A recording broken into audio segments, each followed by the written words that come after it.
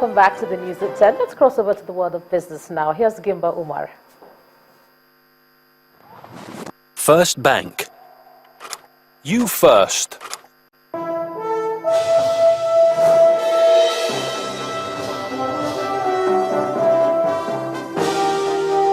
Thanks for joining us for Business News on the News at 10. Well, the Central Bank of Nigeria has expressed concerns over the high increase in foreign currency trafficking outside the Nigerian borders. The bank, in a statement released over the weekend, states that the practice is a violation of the Money Laundering Prohibition Act of 2011. Well, according to the statement, the transportation of negotiable instruments in excess of $10,000 by individuals is expected to be declared to the Nigerian Customs Service for verification purpose. The central bank, however, asks individuals involved in illegitimate transportation of cash to refrain from the act. Well, Finfield Petroleum has opened business in Cross River State in south of Nigeria.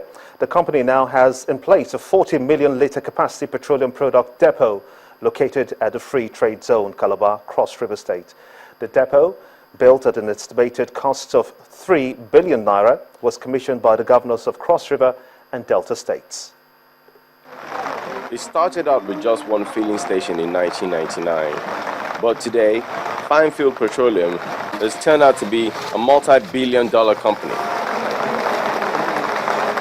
The company is also setting a new milestone in its history.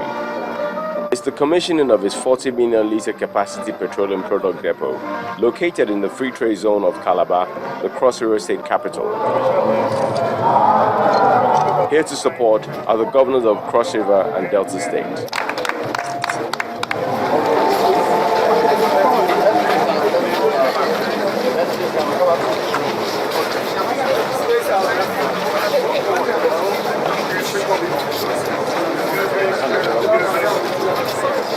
The managing director of Finfield Petroleum expresses his delight at the event, but raises some issues that could support his business even further.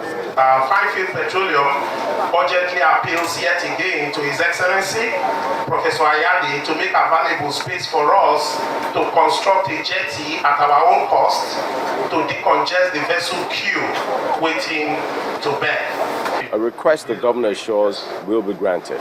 So we have developed a strategy to own our own vessel as a corporation, have a partnership with a technical partner who will do the dredging.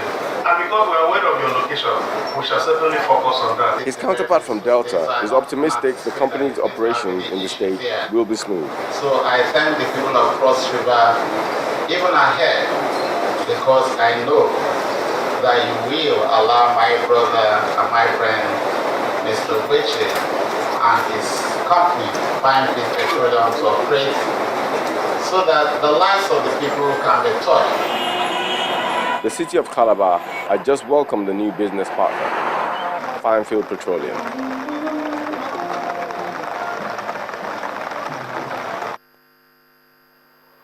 Well, let's take a look at the figures now from the Nigerian Stock Exchange. Bearish sentiments continue into the fourth trading day of the second half of the year at the Stock Exchange, as the all-share index fell another 0.29%. Chris Cole has more.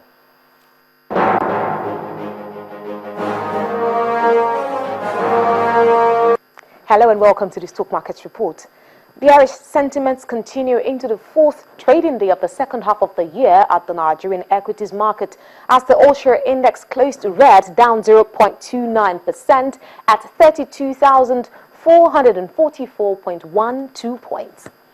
The oil and gas sector dominates the losers table. Total shares went down by 8 naira. Seplat shed 5 naira 95 kobo, while gainers had 4 naira 80 kobo shaved off its share price. 7up holds on to its place on the top of the gainers table, going up by another 4 naira.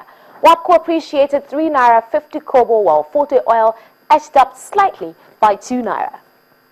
The banks hold tightly to their volumes lead. Access Bank tops the table, selling 30.6 million shares. Diamond Bank follows with sales of 19.96 million units, while UBA sold 12 million shares. By the time the closing gong went off, 155.8 million shares had been exchanged for 1.66 million naira in 3,230 deals. And that's the Stock Markets Report. I am Christy Cole.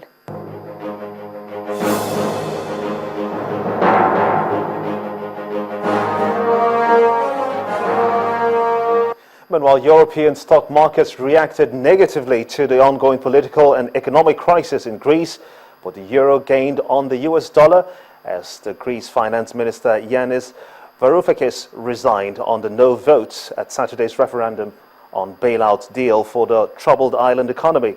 But what are the wider implications of the Greece's ongoing problems for the emerging and frontier markets in sub-Saharan Africa? Here is Javier Aguirres of Deutsche Welle at the Frankfurt Stock Exchange. Well, there's one implication that we are already seeing in the markets, even though it's very difficult to predict what is going to happen with Greece, and it is the volatility that we have been observing in the markets in Europe and in other financial places around the world. And this is a consequence of that uncertainty surrounding the Greek case. The important thing here is that that volatility has also weighed on the euro, and when the euro drops sharply, the US dollar gets more expensive, and that is one of the main problems for almost every emerging economy in the world, since of course the US dollar is very important for the capital markets and makes it more difficult for emerging countries to access those capital markets. And that is one of the implications that we can see, even though we cannot tell you what is going to happen with the Greek crisis in the next couple of days. And thanks indeed, Javier. And that's how it's been on Business News on the News at 10. Ijoma will be back with the rest of the news.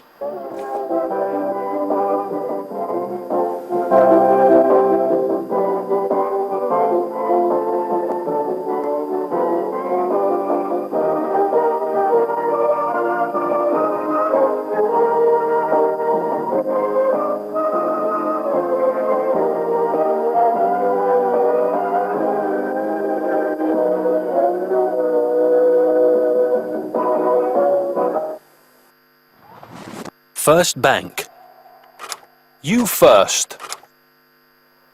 Fresh facts have emerged today about the Ikorodu twin bank robbery after some of the suspects were paraded at the Lagos State Police headquarters.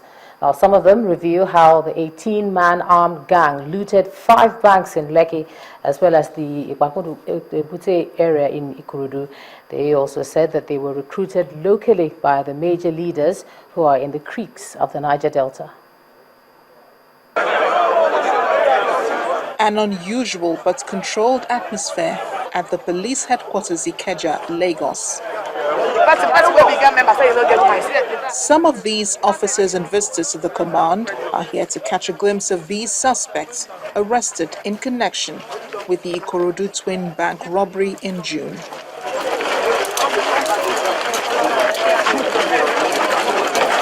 Outgoing Commissioner of Police Kayode Aderansi parades 4 of the Ikorodu twin bank robbery suspects arrested by the Special Anti-Robbery Squad of the command. When it occurred, I did promise that in this command, you don't commit crime and get away with it. It's not possible. We go to any extent to hunt you down. It is very reassuring that today I have the privilege and honor to present 4 of those armed robbers that actually attacked those banks in Ikorodu. Was there any woman in that gang? No, sir. No, any woman. Then I paid the bank for Lekki. Then give me 400,000 naira. After I reach, let's say, a month, now they can't call me again. We can't go. We go Ijede. That one, they give me 400,000 naira. The third one, I be able to here, and I give me 2 million naira. We carry 8 guns with 2 pumping action. I hold pumping action. Then from there, I stand for the road, the security from there. Now from there, we pass land, come near the bank, and from there we come. Mr. Aderansi recounts his efforts at ridding the state of crime since assumption of office in September 2014. That under my watch, there's no crime that was committed in Lagos that we did not go to the extent of smashing it. Whether it is armed robbery, whether it's kidnapping, or sundry offenses that was committed, we've been able to ensure that they're taken care of.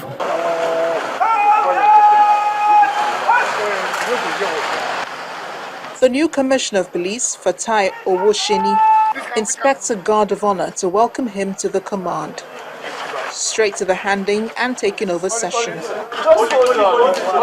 We've been following the statistics of cases in the state, but would concentrate more on preventive action, proactive policing.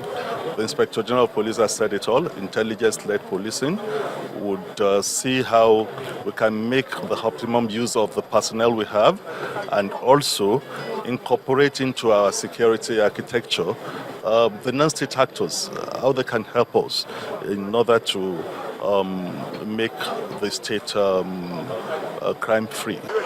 The 33rd Lagos Police Boss now settles down to the task of curbing crime in the state. Residents will be hoping that such crime-fighting operations will adopt a more effective approach to securing lives and property. Next on the news at 10, Vladimir Klitschko agrees to fight Britain's Tyson Fury in October. And that's on sports. Do stay with us.